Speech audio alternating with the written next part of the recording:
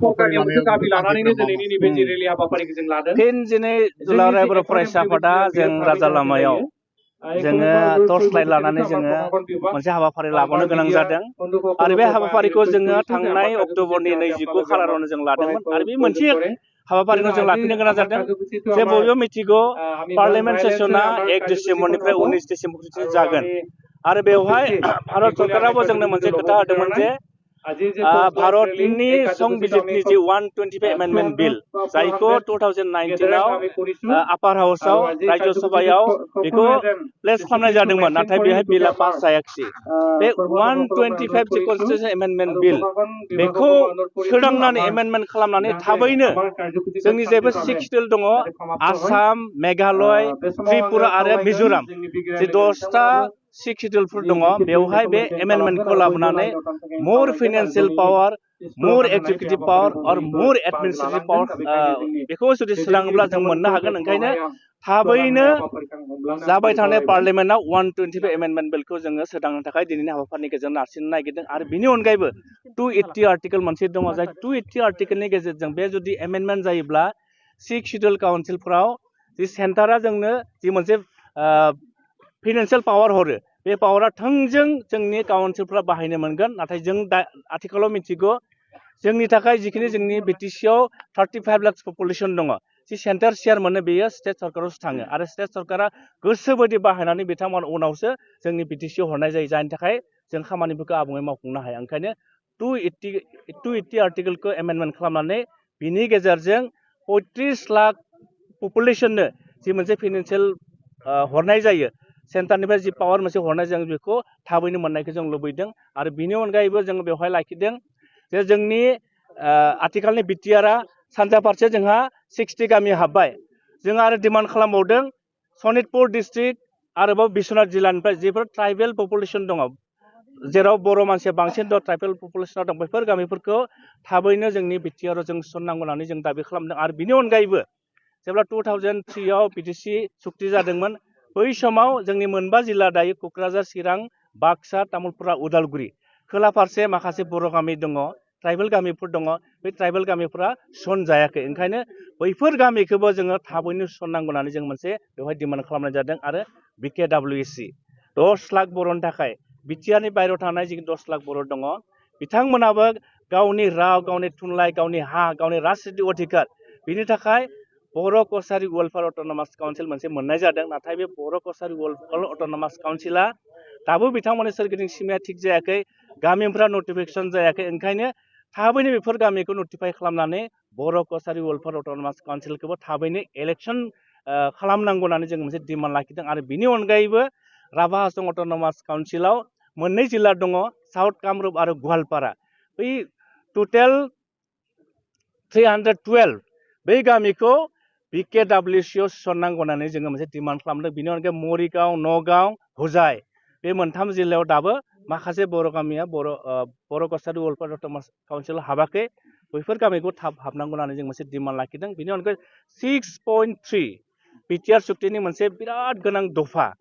जायनि गेजेरजों बिटिआर ओनसोलाव जायफोर बिमा राव बिजोंनि फरायसालिफोर दङ बे बिमा राव बिजोंनि फरायसालिफोरखौ उइदाउट एनि कन्डिसन प्रभिन्सियेलाइज खालामनांगौ होननाय बे रोखा लिरनाय दङ नाथाय बियो दिनैसिमबो जाफुङाखै बेखौ जों जाफुंनो होनो थाखाय दिनै रेलिनि गेजेरजों जों आसाम सरकारखौ जों नारसिननो नागिरदों आरो बिनि अनगायै BKWSCआव अनलि बड' मिडियामल' स्कुल जायफ्रा भेन्सार दङ बेफोर स्कुलखौ प्रभिन्सियेलाइज जानांगौ होननानै 6.2 लिरनाय दङ बेखौबो थाबैनो मावफुंनांगौ होननानै जों मोनसे डिमान्ड लाखिदों आरो बिनि अनगायैबो बिटिआरनि सुक्तिनि एनेक्सार 1आव बेयाव रोखा लिरनाय दङ माखासे जोंनि जायफोर सेन्टारनिफ्राय भारत सरकारनिफ्राय आसाम सरकारनिफ्राय इडुकेसनेल इन्सटिटिउसन जों मोनबोदोंमोन इनफ्रास्ट्राक्चार डेभेलपमेन्टफोर जों मोनबोदोंमोन नाथाय दिनैसिमबो बेफोरो जाफुङाखै ओंखायनो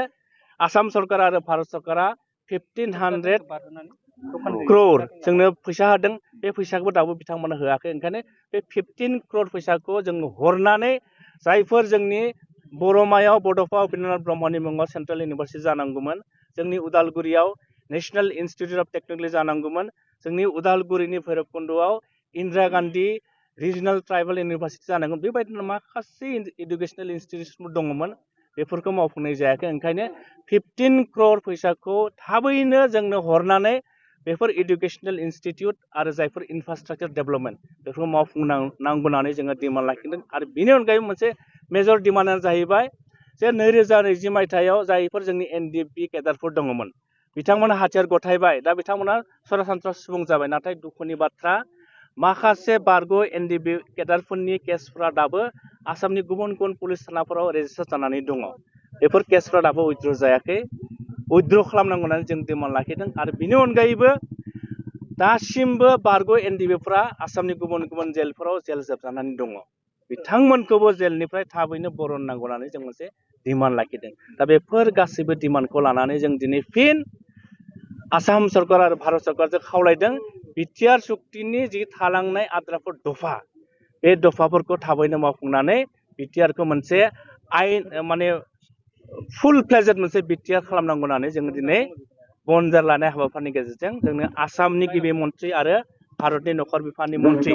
बिथांमोननो जोङो गोसोखांलाय जों गथायनाय जादों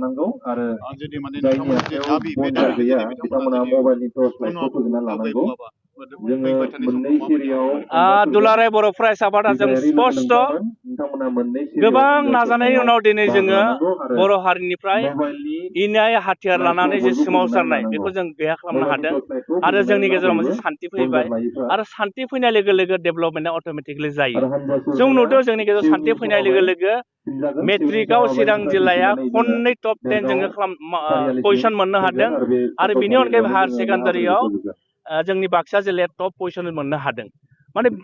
बेनि गेजेरजों फोरमायनो हायो जे सान्थि फैनाय लोगो लोगो जोंनि सोलोंथाइनि जि हार फरायनायनि जि मोनसे हार बे बांबोनो हमदों आरो जों मिथिगौ जेब्ला सोलोंथाइनि हारा बाङो मोनसे जायगायाव अट'मेटिकलि डेभेलप जायो ओंखायनो बेखिनि जिखिनि जों डिमान्ड लाखिदों बे दफाफोरा जायफोर मावफुं जायाखै बेफोर मावफुं जायोब्ला जों सानो आसामनि गिबि मन्थ्रिया जि मोनसे बाथ्रा बुंबाय थायो बिथाङा आसामखौ मोनसे माने आबुं मोनसे स्टेट दानायनि बाथ्रा बुङो नाथाय जों बुंगोन